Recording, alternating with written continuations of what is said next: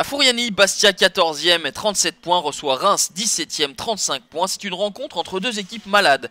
Le Sporting, après avoir perdu sa finale de Coupe de la Ligue contre le PSG, s'est incliné en milieu de semaine à Lyon, ce qui prolonge la mauvaise série en championnat avec 1 point pris sur 12 possibles. De l'autre côté, Reims veut réussir son opération maintien. Le changement d'entraîneur n'a pas porté ses fruits le week-end dernier face à Nice, et les Rémois, qui n'ont gagné qu'un seul de leurs 13 derniers matchs, vont tenter de réussir un coup en Corse pour stopper cette série de 4 défaites consécutives. Et dès la 6e minute, ça va bien commencer pour les hommes du président Caillot, puisque David Ngog va récupérer ce ballon sauvé par Weber à la suite de ce coup franc de Diego Rigonato. 5e réalisation pour David Ngog, déjà buteur au match aller lorsque les Rémois s'étaient imposés 2-1. Très tôt dans la partie, les joueurs de Ghislain Printemps sont menés.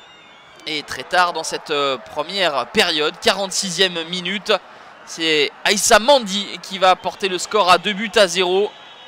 La sortie quelque peu hasardeuse d'Alphonse Areola et le 5e but d'Aïssa Mandi, le défenseur le plus prolifique du championnat, toujours dans son exercice préférentiel des coups de pied arrêtés. Et au terme d'une première période très pauvre en occasion et en jeu, les deux seules occasions côté Rémois ont été converties par des buts. Alors Ghislain Printemps essaye un coup en faisant rentrer Brandao.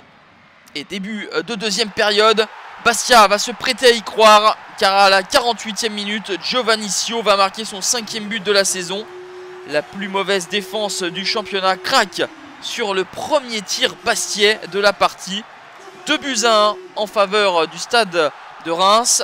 3 buts donc dans cette partie sur les 3 seuls tirs de cette partie. Les consignes d'Olivier Guégan, donc le remplaçant de Jean-Luc Vasseur, remercié il y a 2 semaines. Et une tête de Diego pour essayer de convertir les opportunités rémoises qui vont être en nombre tout de même dans ce deuxième acte.